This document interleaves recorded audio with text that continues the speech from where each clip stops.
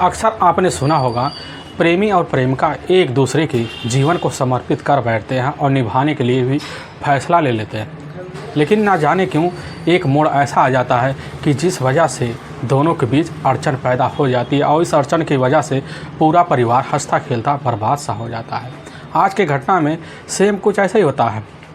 ना जाने क्यों एक प्रेमिका को अपने प्रेमी से इतनी परेशानी हो जाती है कि ठीक अपने प्रेमी के ही जान लेने की आमदा हो जाती है। जब वह अपने काम में मकसद हो जाती है और लोगों के सामने उसके काम के बारे में सच्चाई अब निकल के आती है, तो इससे सुनने के बाद लोगों का कलेजा भी थर्रा जाता है। आखिर क्या था इस घटना में, इस घटना में क्या हुआ, इस घटना की आप पूरी तह तक सच्चाई जानने के लिए इस वीडियो को आप लास्ट तक ज़रूर देखिएगा। नमस्कार दोस्तों, मैं प्रदीप कुमार आपको स्टडी बात चैनल पे मैं स्वागत करता हूं। दोस्तों आज की यह जो सच्ची घटना है, यह घटना सुनाने से पहले मैं आपसे एक छोटा सा रिक्वेस्ट करना चाहता हूं, क्योंकि आप अगर इस चैनल पर नए आए हुए हैं और पहली बार आए हुए हैं तो एक बार जाकर आप अपने इन्हीं प्यारे हाथों से आप इस चैनल को अब सब्सक्राइब ज़रूर कर लीजिए, ताकि आपकी वजह से आज यह जो वीडियो है काफ़ी लोगों तक पहुँच जा सके, और इसके लिए हम आपके तहे दिल से शुक्रगुजार रहेंगे।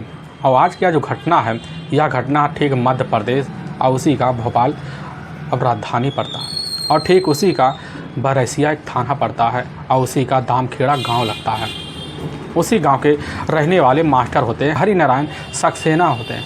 उनका अपना परिवार भी होता है, सुखीमय परिवार होता है, लेकिन उनके ही बाहर उनका एक पुश्तैनी खेत भी होता है। अब उसी खेत में एक टपरा होता है, और उसी टपरे में ही एक बेलदार होता है मुकेश, जो वहाँ रहकर पूरी खेत की अब मुकेश रखवाली किया करता था।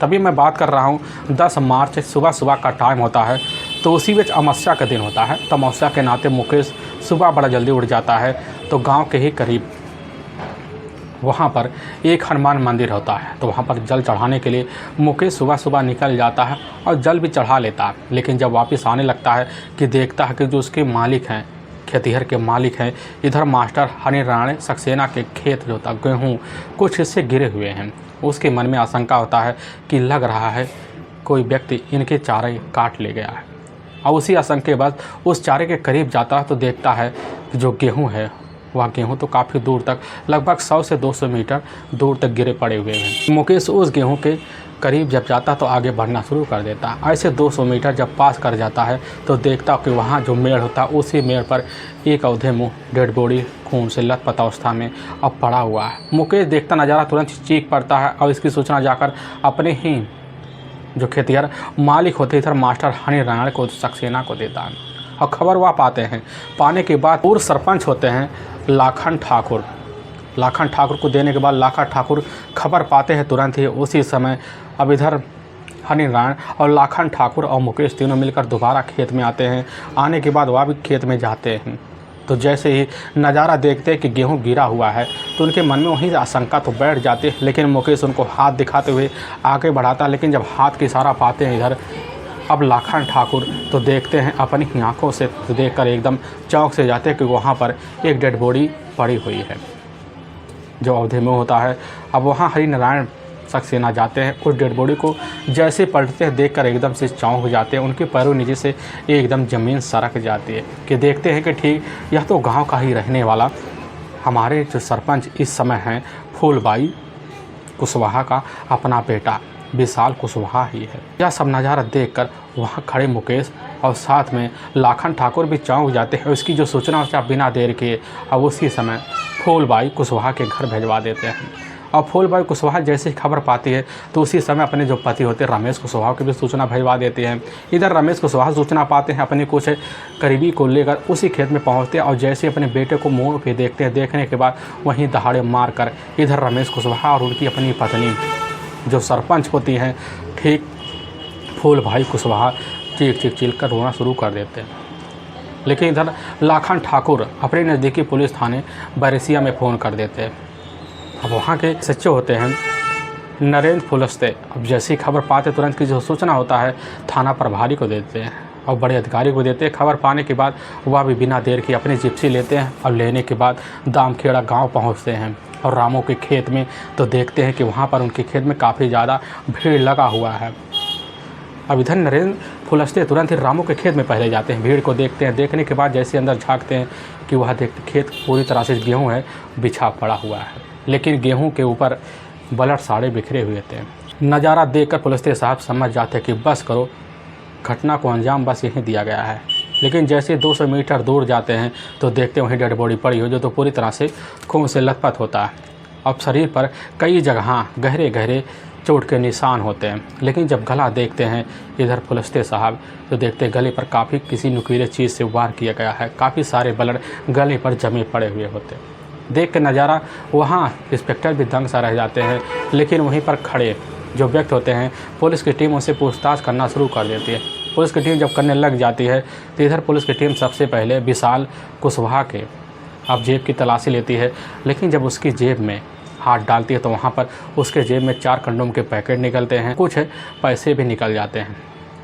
लेकिन पुलिस जैसे कंडोम को पैकेट को अपने हाथ में लेती है वह समझ जाती है कि बस करो, यह जो मामला है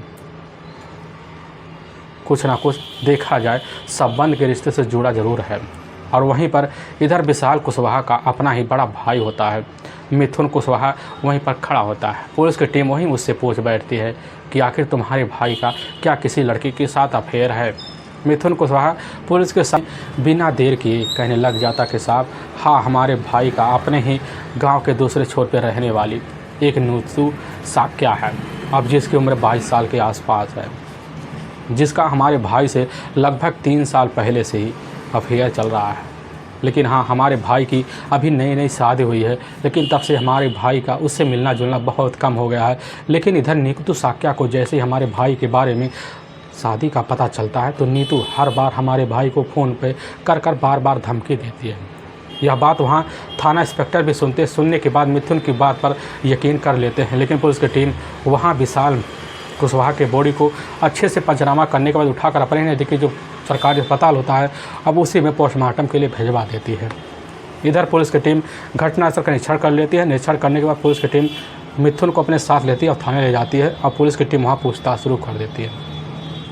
लेकिन पुलिस की टीम को जब पता चल जाता है कि असल में घटना वाली जो रात होता है उस रात गाँव का ही रहने वाला बबलू कुशवाहा ठीक विशाल के साथ था, तो पुलिस की जो टीम होती है बिना देर किए इधर बबलू कुशवाहा को उसके घर से पूछताछ के लिए अपने थाने ले आती है। लेकिन बबलू कुशवाहा से जब पूछताछ किया जाता है तो बबलू कुशवाहा पुलिस के सामने कहने लग जाता कि साहब असल में ठीक हमारा और साथ में विशाल का काफ़ी गहरी दोस्ती तो है ही, साथ में अगर हम कहीं जाते थे तो दोनों साथ जाते थे। लेकिन हमारा और साथ में विशाल कुशवाहा का दोनों का ही विदिशा जो ज़िला पड़ता है वही मंडी है, उसी मंडी में अपना गल्ला लेकर और साथ में कुछ लोगों का और गल्ला लेकर वहाँ बेचा करते थे। हम दोनों का बस यही पेशा होता है।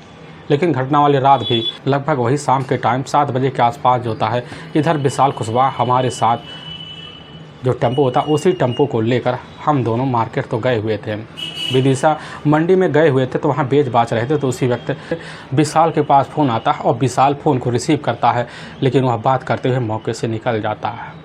लेकिन इधर टेम्पो पे बैठे बैठे साहब हमें नींद आ जाती है, जिसकी वजह से टेम्पो पर हम सो जाते हैं। लेकिन जैसे हमारी नींद खुलती है तो देखते हैं कि अभी तक विशाल कुशवाहा तो हमारे पास आया नहीं है, आखिर गल्ले का तो टाइम हो जाता है। लेकिन उस वक्त हम तुरंत साहब विशाल कुशवाहा के मोबाइल नंबर पर अब कॉल कर देते हैं। लेकिन उस समय विशाल कुशवाहा का मोबाइल नंबर साहब स्विच ऑफ बता देता है। लेकिन ऐसे कॉल करते करते अब 2 घंटे का वक्त बीत जाता है। लेकिन जैसे रात का साहब अब 2 बजे के आसपास टाइम होता है तो उस वक्त विशाल कुशवाहा के जो पिता होते हैं रमेश कुशवाहा के मोबाइल नंबर पर कॉल करते हैं तो पता चलता है कि इस समय वह घर भी नहीं गया है।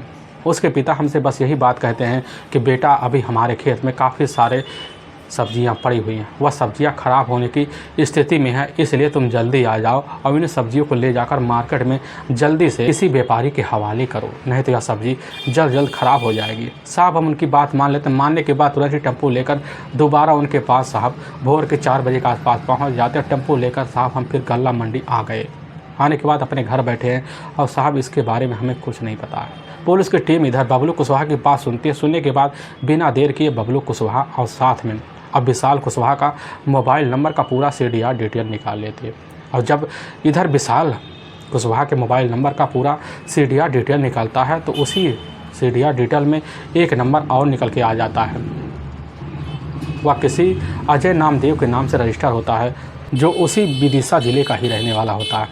और पुलिस की टीम जैसे ही अब इधर अजय नामदेव के बारे में जानकारी इतनी सी पाती है, बिना देर के अजय नामदेव को भी घर से पूछताछ के लिए थाने बुला लिया जाता। और थाने में अजय नामदेव से पूछताछ किया जाता कि आखिर रात में तुमने अपने मोबाइल से ही विशाल के नंबर पर कॉल क्यों किए थे। और जैसे इस तरह की बात थाने में बैठा इधर अजय नामदेव सुनने के बाद एकदम सन सा रह जाता कि साहब हमारा जो होता है विशाल के साथ काफ़ी गहरी दोस्ती है, आखिर हम उसके साथ ऐसा कुछ क्यों करेंगे। और साहब हमने सिर्फ ठीक कुछ साल पहले, लगभग 3 साल पहले साहब हमने अपने इन्हीं हाथों से एक नया मोबाइल और साथ में अपने नाम से रजिस्टर किया हुआ सिम नंबर लेते हैं। वह नंबर लेने के बाद हम साहब इस नंबर को विशाल के हाथ में पकड़ा देते हैं। लेकिन साहब उसकी एक प्रेमिका है नीतू साक्य, जो उसके काफ़ी करीब है, और वही मोबाइल और वही सिम लेकर जो होता है नीतू को दे दिया था। और नीतू हर दिन जो होता है इधर विशाल से उसी नंबर से बात करती है। और पुलिस की टीम जैसे ही पता पाती है, बिना देर किए सारा का सारा जो शंका होता है अब जाकर नीतू साक्य के ऊपर टिक जाता है।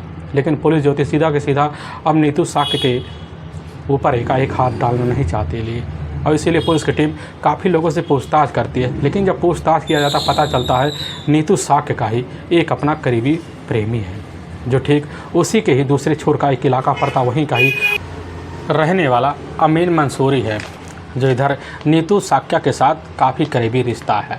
और ठीक घटना वाले रात अमीन मंसूरी को नीतू साक्य के साथ देखा गया था। और पुलिस को जैसी खबरी के द्वारा इतनी बात पता चलती है, पता चलने को बिना देर के पुलिस की जो टीम होती है सबसे पहले अमीन मंसूरी के घर पहुंचती है और उसके घर से उसको अपने कस्टडी में लेकर थाने ले जाता है। लेकिन जब थाने लिया जाता है, थाने में उससे पूछताछ शुरू किया जाता है। लेकिन पुलिस को जैसे ही अमीन मंसूरी अपने सामने देखने के बाद थर थर काँपना शुरू कर देता है और बिना देर किए पुलिस के सामने टूट जाता है और तुरंत ही अपनी नई नवेली प्रेमिका नीतू साक्य का नाम लेता, कहने लग जाता कि साहब नीतू साक्य से हमारा कई महीनों से प्रेम प्रसंग चल रहे हैं। लेकिन इन प्रेम प्रसंग को जारी रखने के लिए नीतू ने हमारे साथ एक सौदा किया था और इस सौदे की जानकारी आपको सिर्फ नीतू साक्य ही दे सकती है। पुलिस जैसे ही अमीन मंसूरी की बात सुनने के बाद पुलिस जो थी बिना देर किए सबसे पहले जाती है। अब नीतू साक्य को उसके घर से अपने कस्टडी में थाने जाती है। लेकिन जैसे थाने में नीतू साक्य अमीन मंसूरी को देखती तो वह भी थर-थर काँपना शुरू कर देती। वह सारा माजरा और समझ जाती पुलिस के सामने। इधर विशाल कुशवाहा के हत्या का राज खोलते हुए जो सच्चाई रखती है, जो कहानी बयां करती है, इसे सुनने के बाद पुलिस का जो कलेजा होता है एकदम थर्रा जाता है। असल में मध्य प्रदेश का जो शहर पड़ता है भोपाल, और उसी का ही बरसिया थाना पड़ता है, उसी का दामखेड़ा गांव पड़ता है। अब उसी गांव के ही रहने वाले होते हैं। सरपंच होती हैं फूलबाई कुशवाहा। फूलबाई कुशवाहा का अपना पति होता है रमेश कुशवाहा। लेकिन फूलबाई कुशवाहा के टोटल अब 5 बच्चे होते हैं, जिसमें 2 बेटे और 3 बेटियां होती हैं। लेकिन तीनों बेटियों में जो सबसे बड़ी बेटी होती है फूलबाई कुशवाहा अपनी उस बड़ी बेटी की शादी भी कर देती है। लेकिन जब 4 बच्चे घर में बैठते हैं तो यह बैठने की अवस्था को देखकर फूलबाई को लगने लगता अपने बच्चों को कुछ ना कुछ जिम्मेदारी दिया जाए, और इसीलिए अपने बच्चों को उनके काम के हिसाब से काम देना शुरू कर देते हैं। लेकिन इस बीच विशाल जो सबसे बड़ा बेटा होता है, विशाल को अपना एक नया टेम्पो अपने हाथों से लेकर फूलबाई कुशवाहा दे देती है। अब फूलबाई कुशवाहा जब देती है, विशाल वह टेम्पो को चलाना शुरू कर देता है। कुछ दिन बाद अपनी 4 चक्का की ड्राइविंग लाइसेंस बना लेता है और उसी टेम्पो से जो होता है अब गांव के लोगों से वो में लाद कर जो गल्ला होता है उस गल्ला को लेकर इधर विशाल कुशवाहा ठीक विदिशा जो ज़िला पड़ता वहीं एक जाना माना मंडी होता, उसी मंडी में ले जाकर उस अनाज को और उस सब्ज़ी को अच्छे दाम में से बेच लेता था। लेकिन जब ठीक ठाक पैसे आने लग जाते हैं तो काफ़ी लोगों से व्यवहार बढ़ाते दूसरे गांव में भी आना जाना शुरू कर देता, और गांव में भी उसके हिसाब से कुछ हितैषी मिल जाते हैं। वह हितैषी जो होते हैं ठीक विशाल को अपना गला देना शुरू कर देते हैं, क्योंकि विशाल के हाथ से उनको काफ़ी सारे पैसे मिल जाते हैं और पैसे पाकर वह किसान भी खुश हो जाते हैं। और विशाल का बस यही पेशा बन जाता है। अब हर वक्त जैसे ही मौका मिलता तो कहीं न कहीं जाकर किसी किसान से गल्ला लेता, उस गल्ले को लेकर विदिशा ज़िले में बेच लेता, वहाँ उसको काफ़ी सारे मुनाफा मिल जाता है और ठीक यही रोज़ का पेशा हो जाता है। लेकिन दूसरे जो उसी विदिशा ही ज़िले का रहने वाला होता है बबलू कुशवाहा से भी जब मिलता है तो जाके दोस्ती बना लेता है और ठीक बबलू कुशवाहा भी यही काम करना शुरू कर देता है। इधर बबलू और साथ में विशाल कुशवाहा दोनों मिलकर अपने काम को बड़े बेहतर तरीके ढंग से करना शुरू कर देते हैं। वक्त बड़े अच्छे से भागने लग जाता है। लेकिन ठीक 3 साल पहले विशाल कुशवाहा के ही गाँव की रहने वाली होती है नीतू साक्य। जो देखने में काफ़ी खूबसूरत भी होती है और चंचल भी होती है। अपने माता पिता भी होते हैं।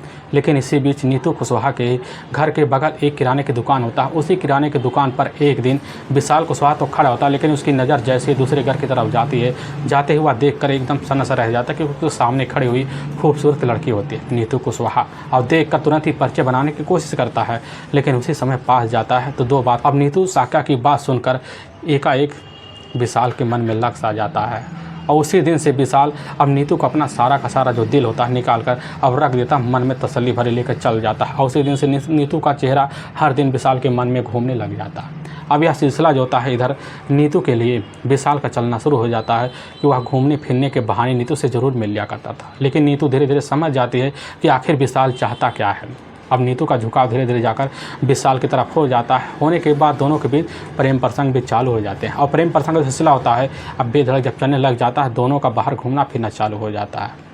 लेकिन जब दोनों बाहर घूमना फिरना चालू कर देते हैं, इसी बीच दोनों के बीच संबंध भी बन जाते हैं, और संबंध का जो सिलसिला होता है अब बेधड़क चलने लग जाता है। ऐसे चलते चलते लगभग 2 साल वक्त बीत जाते हैं। 2-3 साल जब वक्त बीत जाते हैं तो इसकी जो खबर होती है, खबर जाकर ठीक गांव के लोगों के कानों में पहुंच जाती है। पहुंचने की वजह से लोग तरह तरह की चर्चे करते हैं, और इस चर्चे की खबर जाकर सीधा के सीधा नीतू को जो अपने पिता होते हैं उनको लग जाता। अपने बेटे को बुलाते, काफ़ी समझाते बुझाते, पाबंदियाँ भी लगवाते, लेकिन बेटी अपने पिता की बात नहीं मानती, अपने बात पे अड़ जाती है। और इधर आकर नीतू अपने पिता की सारी बात विशाल के सामने रख देते हैं, और विशाल जैसे सुनने के बाद कह देता है कि हमारी ज़िंदगी सिर्फ तुम्हारे लिए बनी हुई है, और ज़िंदगी चलेगी तुम्हारे लिए ही चलेगी, और शादी तो करेंगे भी सिर्फ तुम्हारे साथ ही करेंगे। अब यह बात सुनती इधर नीतू को दिल को बड़ा तसल्ली मिल जाता है कि विशाल हमारे लिए कितना प्यार समर्पण कर चुका है। लेकिन इधर विशाल तो कुछ दिन ऐसा ही सहारा देकर नीतू को अपने साथ ज़िंदगी बिताने लग जाता है। लेकिन नीतू जब दबाव मारती है, विशाल को लगने लग जाता है कि अभी समय नहीं आया है, क्योंकि हमारे पास ठीक ठाक पैसे नहीं आ पा रहे हैं। लेकिन जब समय भागने लग जाता है, इसकी खबर जाकर विशाल के पिता और रमेश कुशवाहा को लग जाता है। लेकिन जैसे खबर पाते एकदम सन्न से रह जाते हैं के द्वारा खबर लग जाता है, और उन्हीं के द्वारा विशाल की अपनी जो माँ होती है फूलाबाई को भी खबर लग जाता है। और लगने के बाद एकदम सन्न से रह जाती, क्योंकि जाना माना और हैसियत वाली एक महिला होती है, गांव की सरपंच होती है, इसी की वजह से बदनामी के डर हो जाता। और डर हो जाता, विशाल को अपने पास बुलाती हैं, काफ़ी डांट टपाट लगा लेती, कहने लग जाती हैं कि बेटा तुम सुधर जाओ, नहीं तुम्हारी ज़िंदगी को हम सुधार देंगे।